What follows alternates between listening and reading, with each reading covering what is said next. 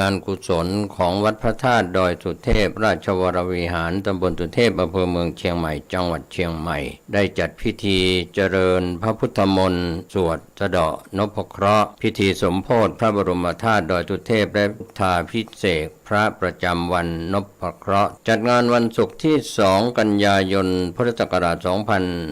2565 โดยกราบรัตนาพระสงฆ์เถรานุเถระช่วงเช้า 9:30 นาทีเป็นรอบแรกรอบที่2 14 นาฬิกาเป็นต้นไป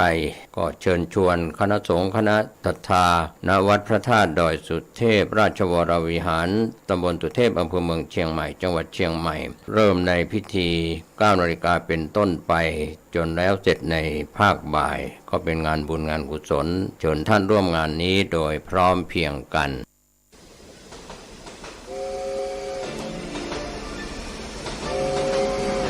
ข่าวสารเพื่อการประชาสัมพันธ์กำหนดการฟังเทศรายการรถด่วนขบวนพิเศษฤดูกาลเข้าพรรษาปี 2565 จัดโดยคณะสงฆ์จังหวัดเชียงใหม่องค์กรเครือข่ายชาวพุทธจังหวัดเชียงใหม่ดำเนินงานโดยกลุ่มหนุ่มสาวจังหวัดเชียงใหม่ 12 ขบวนที่ 7 3 กันยายน 2565 ขึ้น 8 ค่ำเดือน 12 เหนือเดินทางไปยังวัดหนองเต่าคำตำบลป่าไผ่อำเภอสันทรายจังหวัดเชียงใหม่ 20 นาฬิกาฟังพระธรรมเทศนา1 กันขบวนที่ 8 10 กันยายน 2565 ขึ้น 15 ค่ำเดือน 12 เหนือกลับมายังพุทธสถานเชียงใหม่ 20 นาฬิกาเป็นการจัดงานวันกตัญญูพุทธสมาคมและมูลนิธิพุทธสมาคมเป็นเจ้าภาพขบวนที่ 9 18 กันยายน 2565 แรม 8 ค่ำเดือน 12 เหนือรถด่วนไปยังวัดลังกาตำบลฟ้าห้ามอำเภอเมืองเชียงใหม่จังหวัดเชียงใหม่ 20 นาฬิกาฟังพระธรรมเทศนา1 กันขบวนที่ 10 25 กันยายน 2565 แรม 15 ค่ำเดือน 12 เหนือเดินทางไปยังวัดอรัญยวาสตำบลบ้านปงอำเภอหางดงจังหวัดเชียงใหม่ 20 นาฬิกาฟังพระธรรมเทศนา1 กันขบวนที่ 11 3 ตุลาคม 2565 ขึ้น 8 ค่ำเดือนเกียงไปยังวัดสันป่าแดงตำบลต้นเปาอำเภอสันกำแพงจังหวัดเชียงใหม่ 20 นาฬิกาฟังพระธรรมเทศนา1 กันขบวนสุดท้าย 10 ตุลาคม 2565 ขึ้น 15 ค่ำเดือนเกียงเดินทางไปยังพุทธสถานเชียงใหม่ก็เป็นวันมอบโล่กลุ่มหนุ่มสาวจังหวัดเชียงใหม่เป็นเจ้าภาพในช่วง 20 นาฬิกาก็เป็นรายการกำหนดการรถด่วนขบวนพิเศษเทศกาลเข้าพรรษาในปี 2565 จัดโดยคณะสงฆ์จังหวัดเชียงใหม่องค์กรเครือข่ายชาวพุทธจังหวัดเชียงใหม่โดยมีกลุ่มหนุ่มสาวจังหวัดเชียงใหม่ดำเนินการก็เป็นกำหนดการที่ท่านจะได้ไปร่วมกิจกรรมในส่วนของรถด่วนขบวนพิเศษในปีนี้ก่อนจากยกมือไหว้กันส่งสัญญาณพบกันอีกครา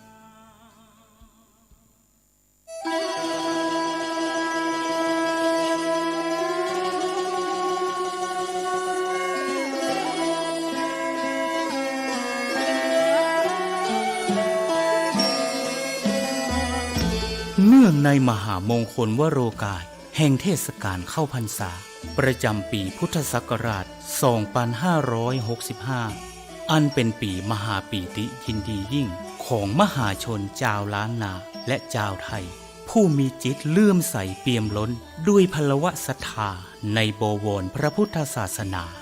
อีกทั้งเป็นปีที่เวียนรอบมาบรรจบครบ 144 ปีชาตกาลแห่งพระครูบาสลีวิจัยพระตนบุญตนยิ่งใหญ่ในเมตตาธรรมวัดพระสิงห์วรมหาวิหารตำบลพระสิงห์อำเภอเมืองจังหวัดเชียงใหม่ขอน้อมเจริญพรสาธุชนนักศีลนักบุญพุทธบริษัททุกท่านร่วมพิธีเจริญพระพุทธมนต์ธรรมวัดเย็นเจริญเมตตาภาวนาตามแนวสติปัฏฐาน4สวดพระคาถาปารมี10 ทัศตามฮีทหอยแห่งพระครูบาสลีวิจัยและสดับรับฟังพระเทศนาธรรมโวหารจากองค์พระมหาเถระผู้แตกฉานในอรรถธรรมขององค์สมเด็จพระบรมศาสดาสัมมาสัมพุทธเจ้าในทุกๆวันอาทิตย์ตั้งแต่เวลา 17 นาฬิกาหรือ 5 โมงเย็นเป็นต้นไปโดยจะเริ่มงานพิธีมหามงคลนี้ในวันอาทิตย์ที่ 4 กันยายน พ พุทธศักราช 2565 เป็นวาระการครั้งที่ 1 ไปตราบกระทั่งถึงวันอาทิตย์ที่ 6 พฤศจิกายน พุทธศักราช 2565 ก่อนวันป่าเวณียี่เป่งลอยกระทงเจียงใหม่ รวมได้วาระมหามงคล10 วาระ10 มหาปารมี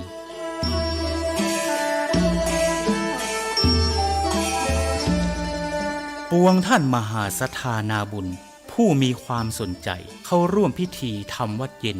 เจริญเมตตาภาวนาสั่งสมปารมีทั้ง10 ทัศอันมีทานปารมีเป็นต้นและมีอุเบกขาปารมีเป็นที่สุดนั้นขอน้อมเจริญพรร่วมพิธีได้ที่พระวิหารหลวงวัดพระสิงห์วรมหาวิหารตำบลพระสิงห์อำเภอเมืองจังหวัดเชียงใหม่และท่านที่มีจิตเจตจำนงประสงค์ใคร่ร่วมบำเพ็ญมหาทานปารมีถวายกันเทศแด่พระมหาเถระผู้แสดงพระธรรมเทศนาและถวายน้ำปานะแด่พระภิกษุสงฆ์สามเณรนั้นขอน้อมร่วมทำบุญหรือแจ้งความประสงค์ของท่านได้ที่พระเดชพระคุณหลวงพ่อพระเทพสิงหวราจารย์เจ้าอาวาสวัดพระสิงห์วรมหาวิหารโทรศัพท์081-883-8752 หรือที่ท่านพระครูปริยัติกิจจาภิวัตรผู้ช่วยเจ้าอาวาสวัดพระสิงห์วรมหาวิหารโทรศัพท์089-264-2485 ได้ตั้งแต่วันนี้เป็นต้นไป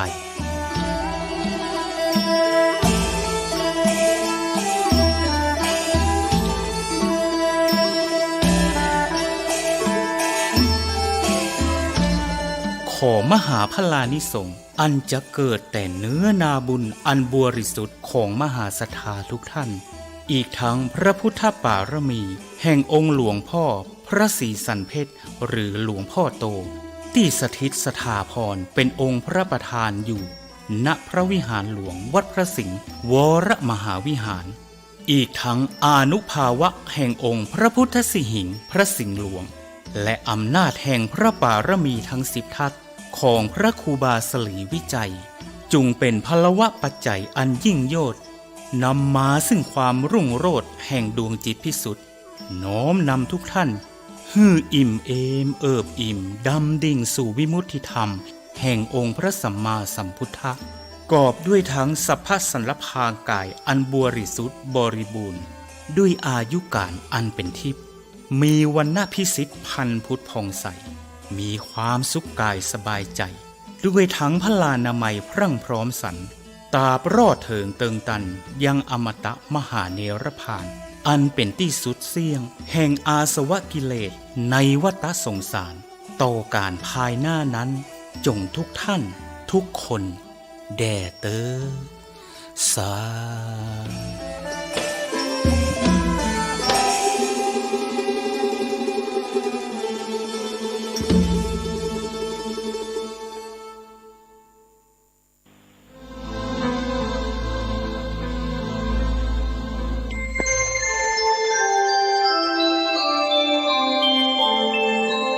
ขณะนี้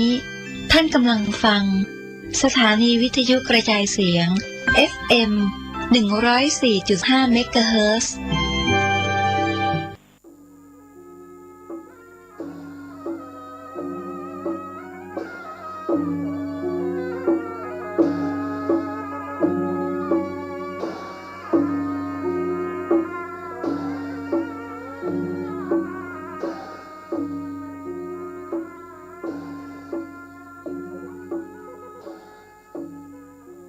ขอความเจริญในธรรม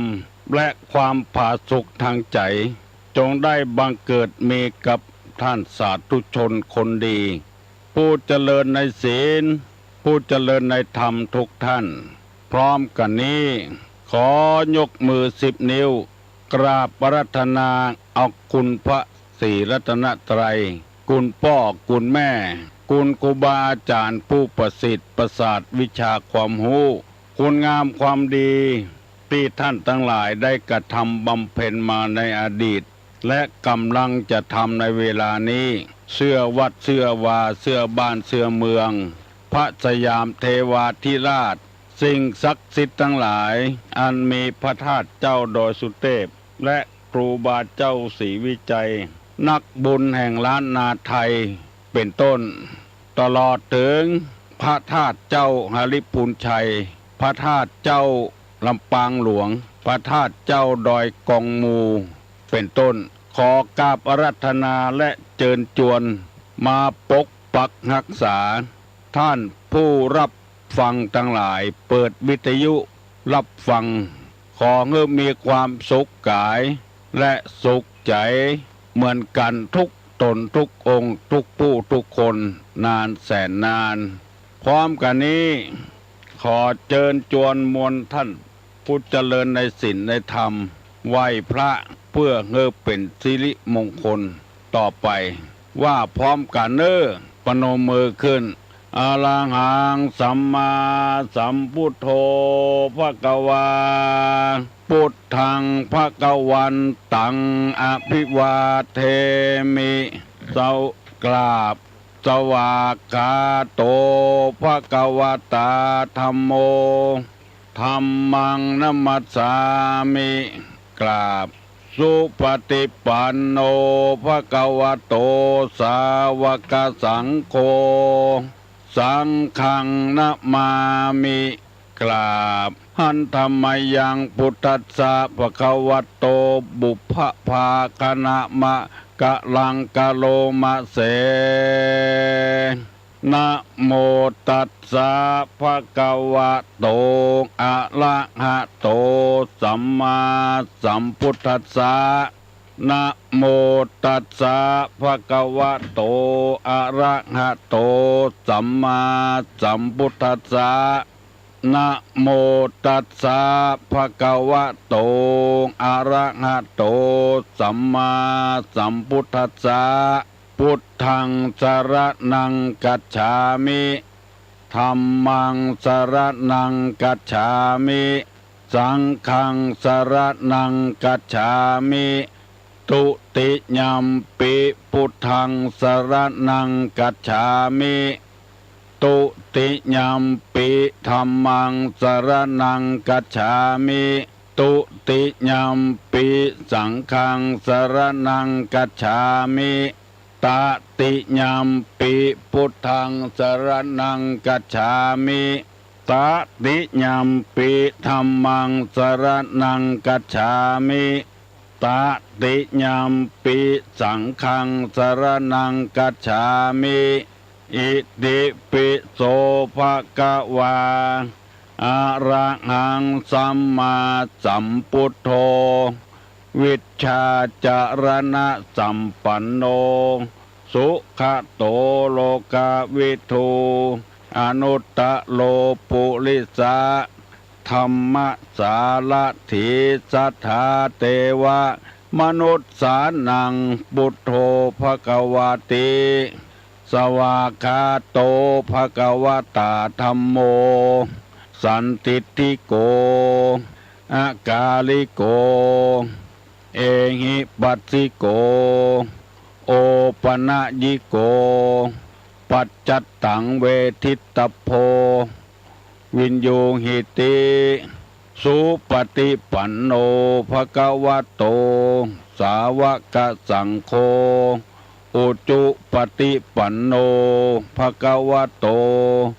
สาวกสังโฆญาญาปฏิปันโนภควโตสาวกสังโฆสามิจิปฏิปันโนภควโตสาวกสังโฆญาติตังจัตตาลิปุริสายุคานิอัฏฐา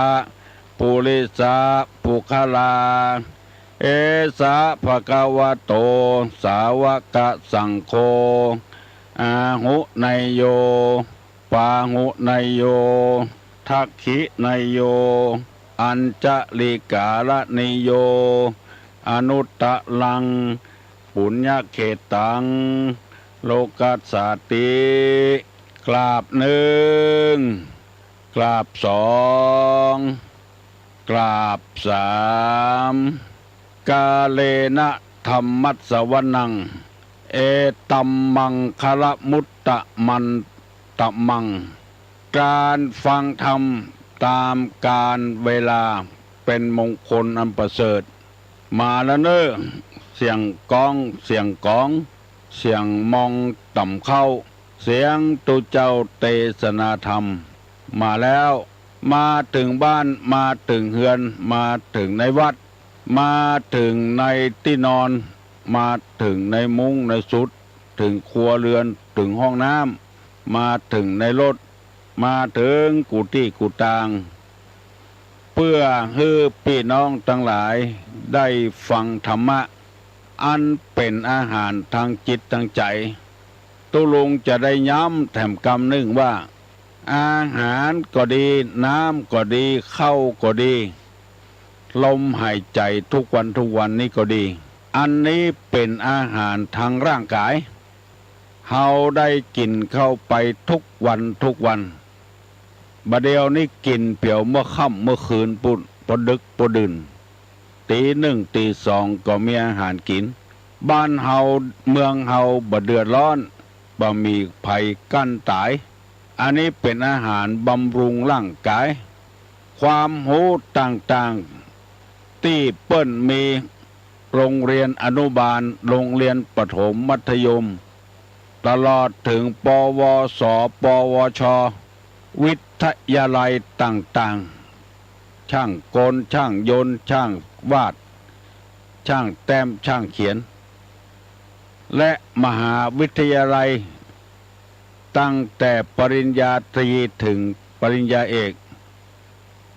มีหมดในบ้านเฮาเมืองเฮาจะเรียนอันหยังศึกษาอันหยังเป็นวิชาชีพสะดวกสบายทุกอย่างอันนี้เป็นอาหารเข้าทางสมองเอาก็บ่อึบบ่อยากบ่กั้นสักอย่างส่วนธรรมะนี่เป็นอาหารทางจิตทางใจในพระพุทธศาสนาของเฮานี่เน้นทางใจถ้าว่าคนเฮามีศีลมีธรรมแล้วบาหารแก้ตัวบาหารแก้ได้บาหารแก้หมู่แก้คณะโลกเฮาจะสันติภาพบ่ต้องรบราฆ่าฟันบั่นแตงกันทุกวันนี้ที่ฆ่าฟันบั่นแตงกันเพราะเหตุว่าบ่มีอาหารทางใจโลภแต่ตัณหันแต่ได้พิษกันเถียงกันหันแก้ตัวอาฆาตเครียดแค้นพยาบาททำไปเพื่อหวังเข้าปากเข้าท้องอย่างเดียวบ่หวังเพื่อความสุขความสมบูรณ์ของโลกของพลเมืองของโลกมกมุ่นอยู่ในทรัพย์สมบัติจนคณะนี้เรียกว่าวัตถุนิยมอยู่บ่ม่วนกันเพราะวัตถุนิยมของทรัพย์สมบัติเกินไปมีแล้วมีแถมเอาแล้วเอาแถมของเชื้อนั้นจะผิดกฎหมายบ้านกฎหมายเบืองผิดศีลผิดธรรมบ่เข้าใจเอากันซื่อๆจ้านะแล้วความเดือดร้อนวุ่นวายก็เกิดขึ้นเพราะคนเฮาขาดอาหารทางใจในพระพุทธภาษิตกล่าวไว้ว่ามโนบุพังคมะธรรมามโนเศรษฐามโนมายาแปลว่าธรรมทั้งหลายมีใจเป็นใหญ่ใจเป็นประธานสำเร็จที่ใจถ้าใจเฮามีศีลมีธรรมแล้วกายก็อย่าบับไปทำประพฤติชั่วกำปากกำคอก็บักกะเกะกะละลานไผถ้าใจบบเต็มเปี่ยมด้วยคุณธรรมแล้วจะทำไปเลยเพราะขาดคุณธรรมซึ่งเป็นของจีรังและยั่งยืนตัวทุกอย่างอยู่ที่ใจถ้าใจมีศีลมีธรรมเพราะฉะนั้นตุลุงจึงเอาธรรมะมาประกาศให้พี่ให้น้องตั้งหลายฟังทุกวันขอให้คนเฮานั้น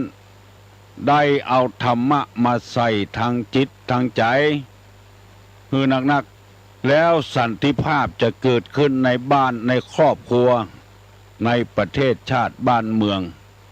ถ้าบ้านหลังใดขาดคุณธรรมศีลธรรมบ่มีไอ้อย่างป้อนเข้าโรงงานมันก็จะวุ่นวายอย่างที่เอาหูเอาหันกันนอกอกนอกใจกันบ่เบ้อเพราะว่าบ่มีธรรมะป้อนเข้าโรงงานคือใจหมู่นี้เป็นต้นในหลวงเปิ้นเคยพระราชทานโอวาทให้แก่เจ้าบ้านเจ้าเมืองว่ากระดุมเม็ดใดถ้าใส่ผิดกระดุมเม็ดต่อไปนั้นก็ผิดหมดหมายความว่าถ้ากึดใจเนี่ยบดีแล้วมันก็บดีไปหมดถ้ากึดใจว่าจะทำดีเหมือนกับกระดุมเม็ดแรกมันถูกมันก็ถูกต้องไปหมดวันนี้จึงได้นำเอาธรรมะมาเสนอให้พี่น้องทั้งหลายฟังแถมครั้งหนึ่งเคยมีคนโทรศัพท์มาถามว่าขอให้ตุลุงเล่าเรื่องเศรษฐีขี้จิแล้วไปตายไปเกิดเป็นหมาก็เพราะใจมันขี้จิใจมันตนีแล้วไปเกิดเป็นหมาเฝ้าทรัพย์สมบัติตัวเองนิยายธรรมะเรื่องนี้ชื่อว่าโตไทยพรามเกิดมาท่ามกลางพ่อแม่ที่มีทรัพย์สมบัติมหาศาลแล้วพ่อแม่บ่กินบ่ทานสักอย่างแม่ตายไปก่อนเหลือกับพ่อจะกินกัวผานจะตานกัวเสี่ยงมีถลายคำอันหนึ่งเป็นห้องถลายมันจะเป็นธาตุในการทลาดธาตุทองคำจะเอาฮื้อไผ่กัวเปิ้นหูเอาไปฝังไว้ปรากฏว่าภายหลังโตไทยพามนี่ตายแล้วไปเกิดเป็นหมาแล้วอยู่กับลูกสาวของตัวเอง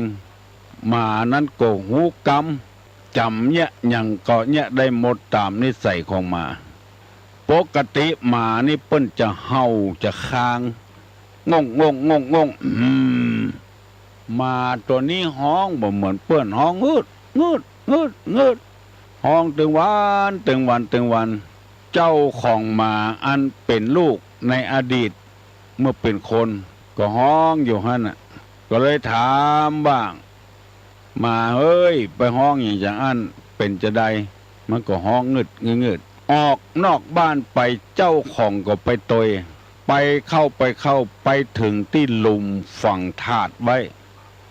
เอาติ่นเข้าเคลียคดยังเขาหันมาคดหูเนี่ยคดดมเจ้าของมาก็ว่าไอ้อย่างมีสักอย่างกล้าล่นไปเอาเสียมปิกมาขุดลงเป็นไปได้ถลายคำขึ้นมาเอามาไว้แล้วหมาตัวนั้นก็ตายอกแตกตายเลยมันห่วงทรัพย์สมบัติของมันอันนี้มีคนโทรศัพท์มาถามตุลุงก็เลยเล่าให้ฟังใจเพราะจิตใจยังห่วงอะไรทรัพย์สมบัติเก่าของตนตายไปเกิดเป็นงูก็มีเฝ้าทรัพย์สมบัติตัวเก่ามาไปที่ไหนมีคนปะกันบ่อยๆเพราะว่าเฝ้าทรัพย์สมบัติของตัวเองแล้วมีป้อออกแถมคนหนึ่งโทรศัพท์มาถามตุลุงเมื่อตะวาก่อนที่จะจบรายการว่ามิจฉาวณิชชาคือขายครัวที่บ่เป็นประโยชน์ที่จะเดือดร้อนในพระพุทธศาสนาเปิ้นว่ามิจฉาวณิชชาวณิชชานี่คือค้าขายมิจฉานี่ของบดีในฐานะที่เราเป็นชาวพุทธอยากจะให้ใสสะอาดขายไอ้อย่างพ่องที่มันบดีเมื่อตะวานี่ตอบไปได้3 กรรม 1. ค้าขายมนุษย์ 2. ค้าขายยาพิษ 3. ค้าขายสัตราอาวุธข้อที่4นี้ค้าขายยาเสพติดของเมาของดื่มของเมา5นี้ค้าขายสัตว์ที่เปิ้นจะเอาไปฆ่ามี5 ข้อด้วยกันเพราะลูกสาวเปิ้นต้องการใครฟัง แล้วจะเอาไปตอบในโรงเรียนมี5 ข้อด้วยกัน เอาคนไปขายค้าขายมนุษย์ค้าขายยาพิษต่างๆที่กินเข้าไปสาบเข้าไปแล้วตายค้าขายสตรางอาวุธขายหอกขายดาบขายปืนค้าขายของมึนเมามีสุรายาเมาค้าขายสัตว์ที่เปิ้นอย่าไปฆ่าในฐานะที่เป็นเฮาชาวพุทธควรงดเว้นขาย5 อย่างนี้เพราะแต่ละอย่างนั้นมันเป็นพิษเป็นภัยล่อแหลมต่อชีวิตเป็นอย่างมากเอาคนไปขายจะไปขายโดยวิธีใดก็ตามขายคนต่างด้าวเอามาขายต่อเอาคนบ้านเฮาจุเอาไปซาอุดิอาระเบียเอาไปจอร์แดนเอาไปที่ต่างๆไปถึงแล้วมามีงานเปิ้นทำจุเปิ้นเอาไปว่าเวอยู่ในบ้านเมืองเปิ้นอันนี้เปิ้นบอกว่าเป็นบาปเป็นกรรมอันหนักลองคิดใจกวยถ้าเปิ้นเนี่ยฮือเฮาเจืออันแล้วเฮาจะเป็นใจเป็นเจือใดพ่องจะว่าเวอยู่ในต่างประเทศบ้านเปิ้นเมืองเปิ้นไปถามไผอู้ก็บ่ฮู้เรื่องอันยังมีที่ไหนก็บ่ฮู้เรื่องว่าเวอยู่ต่างบ้านต่างจองบุคคลคนนี้ถ้าทำเจออี้ได้จะฆ่าลูกได้ฆ่าเมียได้ฆ่าพ่อฆ่าแม่ได้กาขายมนุษย์หรือจุละอ่อนไปขายไปบำรุงคนที่มีกามอารมณ์รุนแรงขายไม่ย่าไม่ยิงหมู่นี้เป็นต้นอันนี้เป็นค้าขายมนุษย์ทั้งนั้นในฐานะที่เขาเป็นเจ้าพุทธเปิ้นบอกว่าอาชีพที่เป็นมิจฉาชีพบ่ควรที่จะดีทำอาชีพทุจริตเดือดร้อนลองคิดใจดีๆเนอะบางคนก็บ่เคยได้ยินกำเพื่อนะบอกว่ากินหัวคิ้วหัวเคิวในกับแม่นกันหมดอะกาขายมนุษย์หมดกินแห้งเพิ่นตัวบ่ได้ออกบ่าออกแหงใจสมองทุจริตอย่างเดียวขอฮือได้สตางค์เป็นดีกันบุคคลที่เฮาขายไปแล้วจะทุกข์จะยากจะลำบากลำบนเต้าใดถ้าเปิ้นจุเอาลูกเฮาไปขายเฮาจะเจ็บใจก็เฮาจะม่วนใจก็เฮาบ่ได้กึดลองเป็นลูกเฮาหลานเฮาหรือว่าจุเมียเฮาละจากเฮาไปมันจะว้าเวขนาดไหนบุคคลจำพวกนี้เปิ้นว่าคบหาสมาคมบ่ได้มุ่งแต่จะเอาเงินอย่างเดียวมันหมดในชาตินี้กินชาตินี้ก็หมดชาตินี้2สตราอาวุธตั้งแต่ลูกปืนและปืนหมู่นี้เอาไปฟันอย่างก็บ่ได้นอกจากเอาไปยิงกันเอาไปล่าสัตว์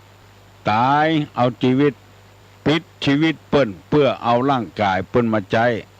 ยิงกันฆ่ากันเดือดร้อนตึงวันก็เพราะมีคนขายอาวุธขายมีดที่เอาใจเนี่ยการมุยที่เอาใจเนี่ยการอันนี้คงจะบ่เป็นหยังมีดแถมอย่างสปาร์ตาการอย่างกานี่มันเอาใจการยังบ่ได้นอกจากจะไล่ฟันกันอย่างเดียวอันนี้เปิ้นว่าเฮาบ่ควรเอามากามาขายมีดขายอาวุธที่ฆ่ากัน1ขายมนุษย์2ขายสตรางอาวุธ3ขายยาพิษที่กินเข้าไปดมเข้าไปแล้วมีอันตรายปิดชีวิตคนไปถูกยาพิษแต่แล้วตายกับตายในฐานะที่เขาเป็นชาวพุทธเปิ้นก็ว่าบดีเอามาขายมันจะทำให้ค คนได้พรากจากกันอยู่ดีๆไปถูกยาพิษตายมาว่ายานั้นจะเป็นยาเบื่อคนกะเบื่อสัตว์กะเบื่อปู่เบื่อป่าก็ตามถ้าเราเป็นชาวพุทธที่เคร่งครัดต่อศีลต่อธรรมบอดดีเอามาขายแล้วมีแถมอันหนึ่งเรียกว่าขายสุรายาเมากินไปแล้วมันมาสร้างสรรค์หัวกินก็มาเดือดร้อนกับเมียกินก็เดือดร้อนกับลูกกับเต้าตุเจ้ากินแถมซ้ำให้คุณงามความดีที่ทำมาสร้างวัดสร้างวาหมดลึกตุเจ้าเมาเหล้ากินเหล้าบ่หูเรื่องหูราวอย่างสักอย่างสเปะสปะอยู่ในวัดหันจ้างตัวเต้างูหันงูตัวเต้าจ้างกินเข้าไปแล้วเพอสติทำให้สติขาดเป็นคนฮึกเหิมเป็นคนปากกล้ากลางแข็งไปสอนมาได้เพราะว่าน้ำเหล้ามันสึ่งเข้าในสมองเราถึงจิตถึงใจเมื่อเขาเป็นดีสดายคนจัดดีไปเป็นทาสของน้ำเหล้าไปเห็นแล้ว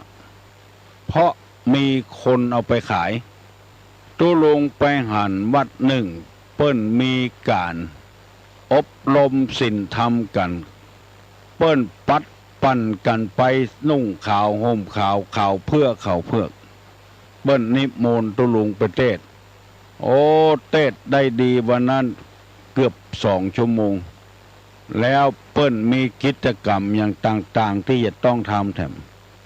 เฮาก็เลยลาเปิ้นมาก่อนพอออกประตูวัดมาเอาเหี่ยแล้วตั้งโต๊ะขายเหล้าซุ่มกะหันเป็น10 ป่ายเปิ้นไปฟังเทศบ่ไปนั่งแวดวงเหล้าแมะกำแพงวัดนั่นละ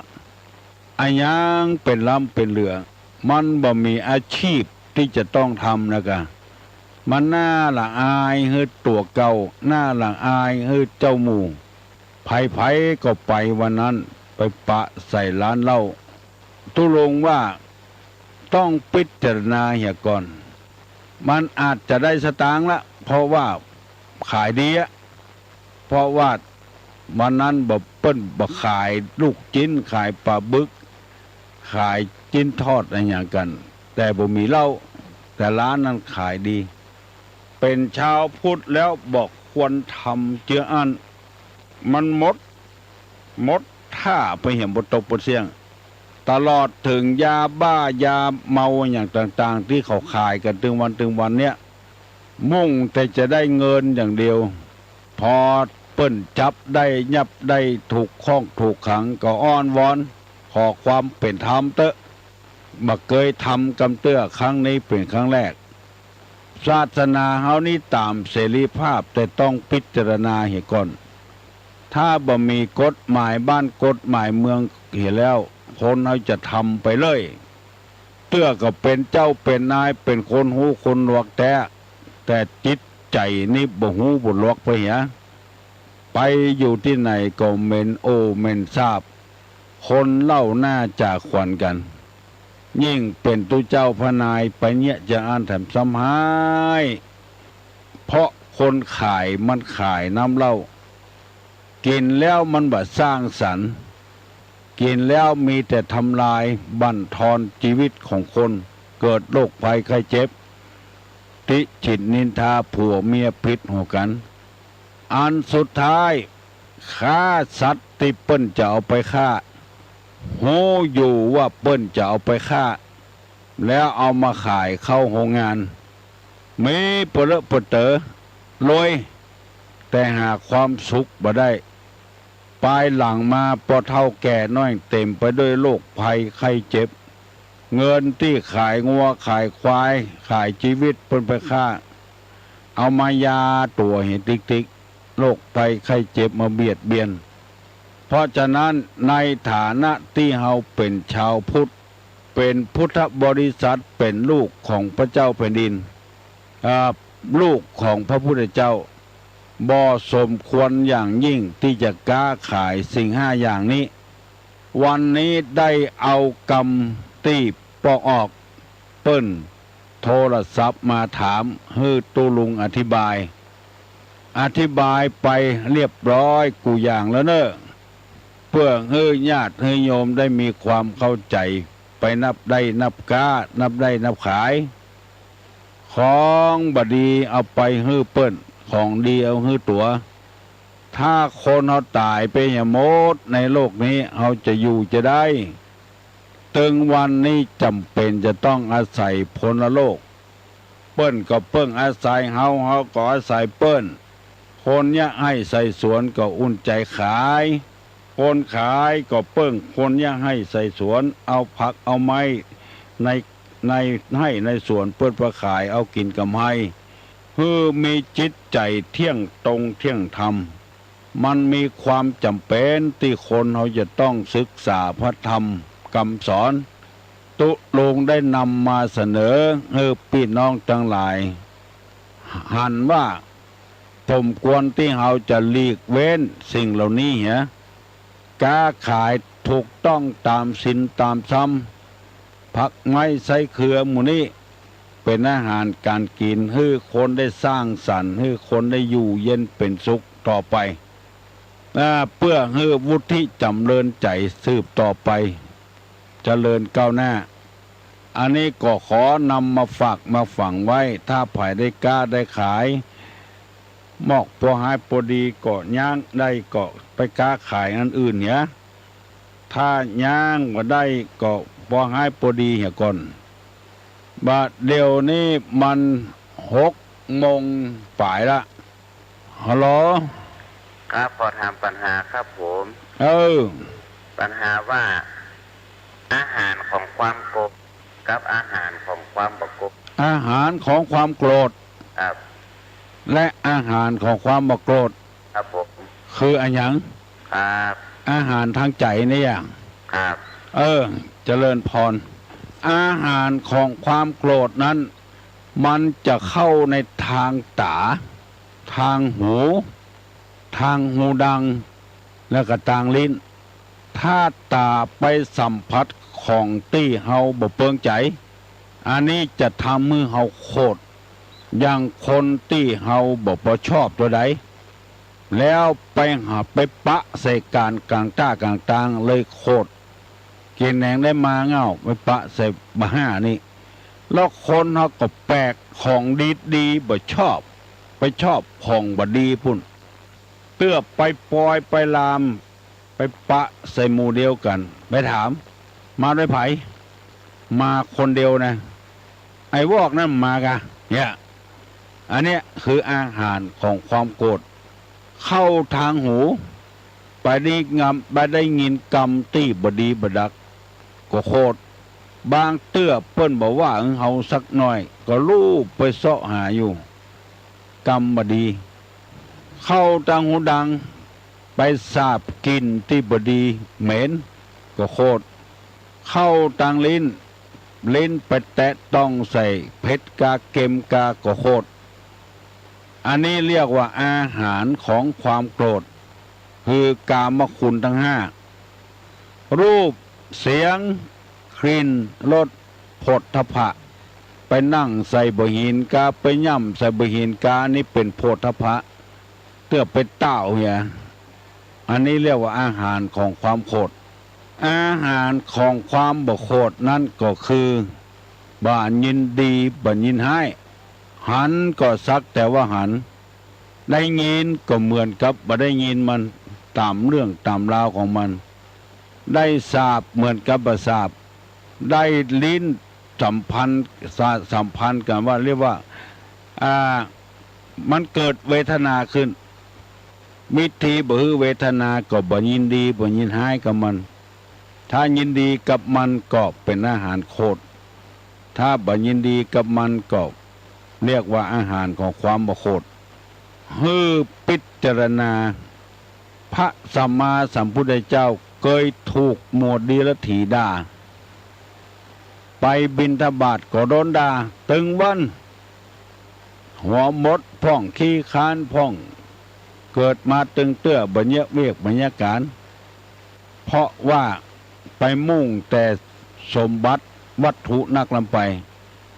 จนวันหนึ่งพระนนท์บอกว่าพระสัมมาสัมพุทธเจ้าย้ายจากที่นี่ไปเหียเตอะเพราะเขาด่านักล้ำไปหมวดนี้ละถีมุมมีศาสนา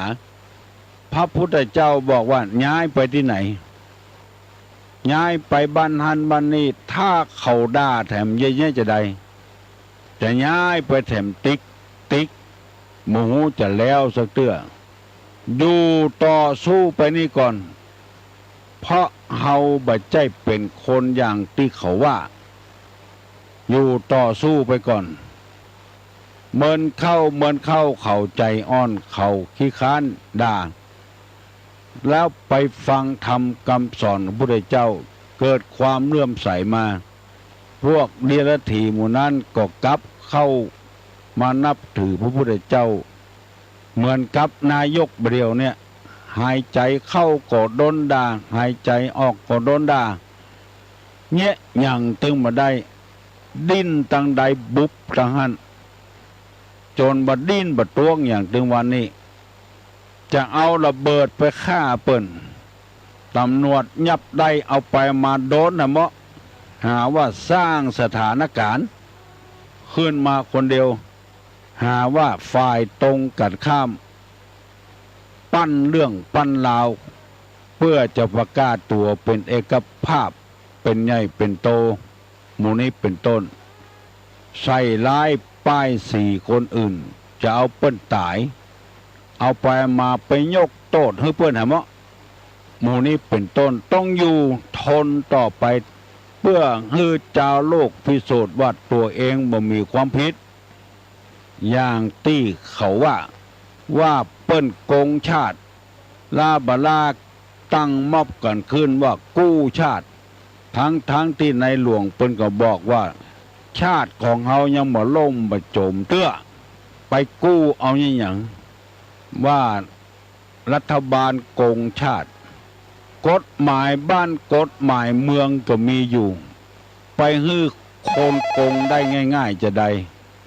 จะต้องฟ้องกะถ้ามีหลักฐานก็ต้องฟ้องกะอันนี้ใส่ร้ายกันต้องทนเอาไว้ฮัลโหลเจ้าไหว้สาเจ้าหลวงพ่อเจ้าถามปัญหาเนาะไม่ใช่ถามตัวลุงนะถามคนอื่นก็ได้กับเจ้าได้กะว่าคุณของพระพุทธเจ้าสามประการประกอบด้วยไอ้หยังของเจ้าถามกรรมเหรอคุณของพระพุทธเจ้าสามประการประกอบด้วยไอ้หยังเจ้าถามคนอื่นนะเจ้าไม่ใช่ถามตัวลุงนะถามคนอื่นเนาะบังอาจถามตัวลุงไม่ได้บ่บังอาจใครตอบได้ตอบมาเนอะพุทธคุณ3คุณของพระพุทธเจ้าพุทธคุณนะอะไรบ้างใครตอบได้ตอบมาเนอะแม่ออกเปิ้นเคยโหพระภูคำมุลวรธรรมโมจะเทศธรรมกำเมืองเรื่องความกตัญญูฮัลโหลครับผมก็อันผมว่าอีเนาะเครื่องกันว่ากันแม่มันต้องอ้วนเนาะทำดีกว่าเนาะผมต้องอ้วนเนาะเอาทำดีกว่าเนาะครับก็เป็นธรรมกะบัดใจธรรมเป็นหยังเปิ้นถามมาว่าอันหยังเป็นเหยื่อของความโกรธเนี่ยครับเป็นธรรมลูกฟังดีๆเน้อปออกแม่ออกตุดลงบัดได้ไปการบ้านการเมืองเขายกตัวอย่างให้ฟังฮัลโหลครับก็จะตามปัญหาก็ปัญหาครับถ้าปัญญาที่คุณวิสุทธิคุณกรุณาที่คุณครับดีครับตอบมาแล้วเน้อแม่ออกเน้อคุณของพระพุทธเจ้ามี3อย่างปัญญาคุณวิสุทธิคุณมหากรุณาธิคุณฮัลโหลสวัสดีครับการนมัสการตุลุงครับถามปัญหาเลยครับคำว่าคน2โลกนี้หมายความว่าอย่างไรครับผมคน2โลกครับผม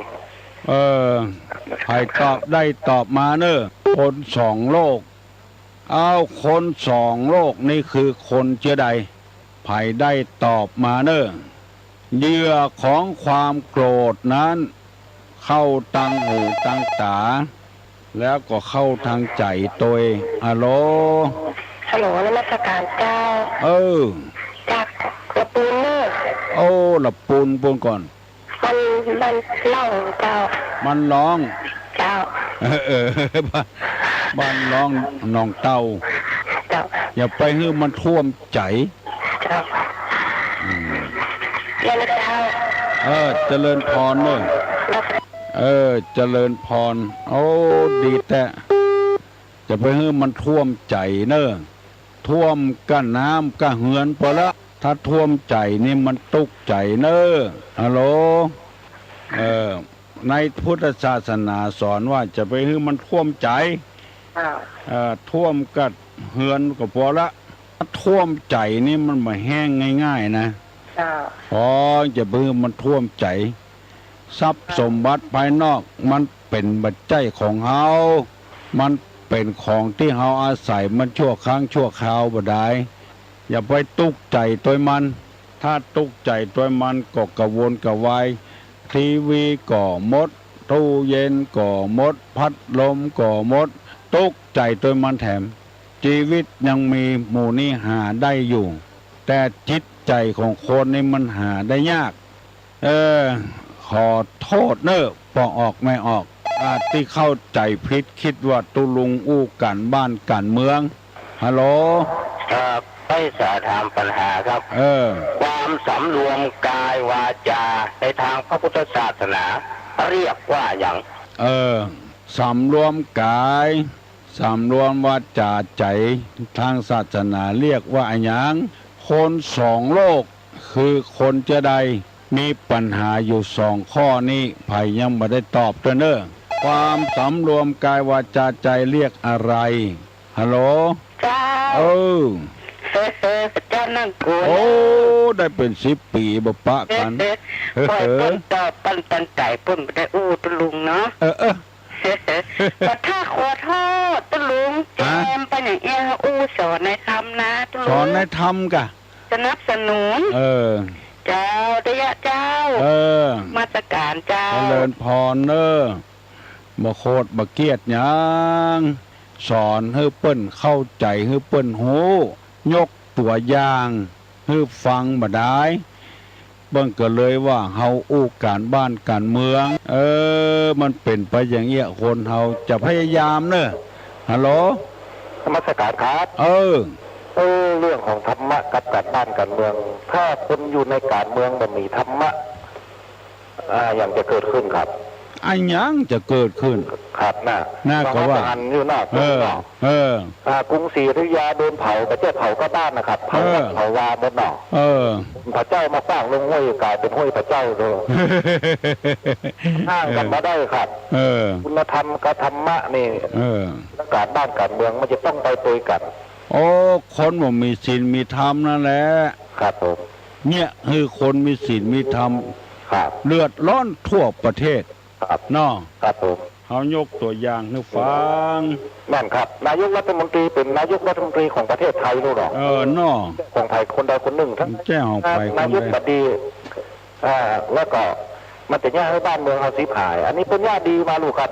นอกกันครับผมก็ขอฝากไว้กับให้พี่เข้าใจพี่ตัวนึงครับนมัสการครับตู้ลงก็ขอขอบคุณที่เปิ้นเข้าใจผิดเนี่ยอย่างเราจะยกตัวอย่างก็มายกตัวอย่างมันบ่เข้าใจฮัลโหลครับผมถ้าหากว่าตุ๊ดเจ้าเนี่ยประเทศธรรมะคือนักการเมืองฟังนะครับมันก็จะนักการเมืองก็จะแบบมีธรรมะครับถ้าตุ๊ดเจ้าเตะหลักการของนักการเมืองฟังเนี่ยแบบความโลภนะครับอันนี้ถูกต้องครับผมขอสนับสนุนครับสนับสนุนไผสนับสนุนตัวโลครับน่ากะขอสนับสนุนยกตัวอย่างให้ฟังว่าคนบ่มีศีลมีธรรมเนาะจะฆ่าเปิ้นแต่ก็ว่าเปิ้นสร้างสถานการณ์เตี้ยเปิ้นไปฟังผิดไปเหี้ยเลยก็คนมันขาดศีลขาดธรรมนั่นเองถ้าคนไทยเป็นอย่างนี้อย่าหมดบ่มีหัวหน้าบ่มีไผตักไผเตือน ว่าอย่างนี้ก็โคตรว่าอย่างนี้ก็โคตรมันไปเป็นบ้านเป็นเมืองจะได้ฮัลโหลเจ้าให้สาเจ้าเขาตอบปัญหาแต่บอกว่าจะถูกก่อนนะมันแน่ใจมันแน่ใจ100%คือการสำรวมอินทรีย์จากอินทรีย์สังวรอย่างตรงนั้นว่าจะถูกก่อนน่ากะสำรวมอินทรีย์6ตาหูจมูกลิ้นกายใจอย่าไปยินดีอย่าไปยินให้นั่นก็ถูกพังแล้วนะอย่าไปยินดียินให้สำรวมอินทรีย์6หันก็หันยานะได้ยินก็ได้ยินอย่างนั้นนะบ่ยินดีบ่ยินให้สำรวมอินทรีย์6ตาหูจมูกลิ้นกายใจคน2โลกคือคนจะใดเบิ้นถามมาตะกี้นะไผ่ตอบได้ก็ตอบมาเนอมาได้กับเกี่ยวการบ้านการเมืองอย่างเนอตุลุงอู้ซื่อๆบ่อู้กดอู้โกงบ่เข้าตังใดบ่ออกตังใดเฮ้อพ่อเอาเหี่ยก่อนอันหนึ่งปอดาขันโตกพอจะเข้าปากแล้วอันหนึ่งกำลังจะมาเข้าอยู่ตังใดดีตังใดให้จะกินอันใดจะถ้ากินเข้ากำลังมาอยู่กับขันโตกเอาอันใดมันเที่ยงตรงเที่ยงธรรมบางครั้งเขาก็ไปฟังข้อมูลที่มันบ่ถูกเขาก็เลยคนที่อู้เป็นเจ้าเฮานายเฮาก็เลยหันเหไปเหี่ยทางนั้นทางใดหาปะแก้เจ้าบ้านปะแก้ขอถามดีๆเด้อตุลุงกายของกับฮงย่ากายข้าเจ้า2เดินในไปข้างอย่างว่ากายแต่จะไปกายมันเป็นนัดไปกวดเบาหวานแหละแล้วที่นี่ไปแล้วไปนั่งข่าบนบ่หูห้องจริงเปิ้นเย่คือเฮาหายเปิ้นแจข่าเฮาไม่กายยังกายเจ้า2เดินเลยไปตื่นกายถ้าไปหมูจักไผนี่ก็กายตุลุงเข้าไปแล้วก็เหมือนกับลูกกับหลานเข้าไปแล้วตุลุงมาแล้วจังน้ำหนักเหกก่อนอันนี้ก็จังวัดความดันเหกก่อนวัดความไข้เหกก่อนแล้วก็มกายไปหันหน้าหันตาก่อนของอู่กันไปซ้ายตะอีนเจริญพรบ้านปะแกก็เป็นโอ่งว่าตุลุงกายกะมึงกายเฮาก็ทำอกทำใจใดก็ออกไม่ออกอารมณ์ของเฮานี่มันมีอยู่หลายอารมณ์ด้วยกันฟังไปเรื่อยๆเนอะตุลุงจะย่างเหี่ยก่อนเนอะวันนี้นะวันพุกค่อยเอามาอู้กันฟังดีๆก่อนแล้วมาอู้กันยกมือไหว้เนอขอให้อยู่ดีมีสุขอายุมั่นขวัญยืนหิมากาขึ้นมีโชคมีลาภเนอสัพพโลคาวินิมุตโตสัพพสันตาปวัตสิโตสัพพเวระมติกันโตนิพพุโตจตุวังภวะสัพพิติโยวิวัชชันตุสัพพะโรโควินาสตุมาเตภวะ